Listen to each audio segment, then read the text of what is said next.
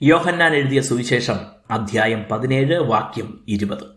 ഇവർക്ക് വേണ്ടി മാത്രമല്ല, ഇവരുടെ വചനത്താൽ എന്നിൽ വിശ്വസിക്കാനിരിക്കുന്നവർക്ക് വേണ്ടിയും ഞാൻ അപേക്ഷിക്കുന്നു. 2000 വർഷങ്ങൾക്ക് മുമ്പ് യേശു നമുക്ക് ഓരോരുത്തർക്കായും പ്രാർത്ഥിച്ച വാക്കുകളാണിവ. ആദിയിങ്കൽ തന്നെ അവസാനവും അറിയുന്ന യേശുവിന് നാം ഈ സമയം ഭൂമിയിൽ ജീവിക്കുമെന്നും തന്നിൽ വിശ്വസിക്കുമെന്നും അറിയാമായിരുന്നു.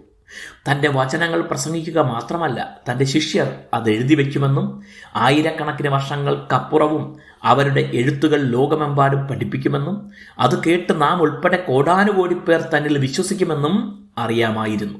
ആ ഉറപ്പുള്ളതിനാലാണ് അവിടുന്ന് ഈ പ്രാർത്ഥന കഴിക്കുന്നത്. എന്ത് സംഭവിക്കുമെന്നും എന്താകുമെന്നും അറിയാതെയാണ് പലപ്പോഴും നാം പ്രാർത്ഥിക്കുന്നത്. നടക്കാനിരിക്കുന്ന കാര്യങ്ങളെക്കുറിച്ചുള്ള നമ്മുടെ അറിവ് വളരെ പരിമിതമാണ്. പലപ്പോഴും വ്യക്തമായ വാഗ്ദത്തം ഉള്ളപ്പോഴും അതെങ്ങനെയാണ് നിറവേറാൻ പോകുന്നത് എന്ന ധാരണ നമുക്കുണ്ടാകില്ല.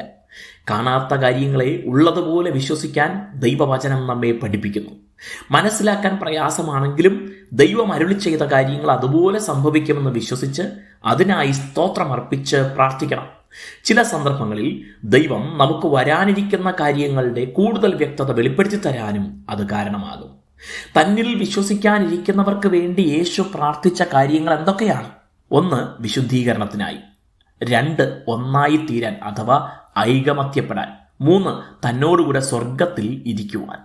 നമ്മെക്കുറിച്ചുള്ള കർത്താവിൻ്റെ ആഗ്രഹം കൂടെയാണ് ഈ പ്രാർത്ഥനയിൽ കാണുന്നത്. യേശുക്രിസ്തുവിൽ വിശ്വസിക്കുകയും അവിടുത്തെ ഉപദേശത്തിന് അനുസരണമുള്ളവരായി ജീവിക്കുകയും ചെയ്യുമ്പോഴാണ് നമ്മുടെ വിശുദ്ധീകരണം സംഭവിക്കുന്നത്. അതിനാൽ നമുക്ക് ദൈവത്തോട് കൂട്ടായ്മയുണ്ടാവുകയും ചെയ്യുന്നു. അതുപോലെ ദൈവജനത്തോടും കൂട്ടായ്മയുണ്ടാകണം. നമുക്കായി അവിടുന്ന് ഒരുക്കിയിരിക്കുന്ന സ്വർഗീയ വാസത്തിന് അങ്ങനെ ഒരുങ്ങുകയും ചെയ്യണം. നമുക്കും ഈ പ്രാർത്ഥനയ്ക്ക് ആമേൻ പറയുകയും ദിനം പ്രതി അതിനായി പ്രാർത്ഥിക്കുകയും ചെയ്യാം. ദൈവം നമ്മെ അനുഗ്രഹിക്കട്ടെ.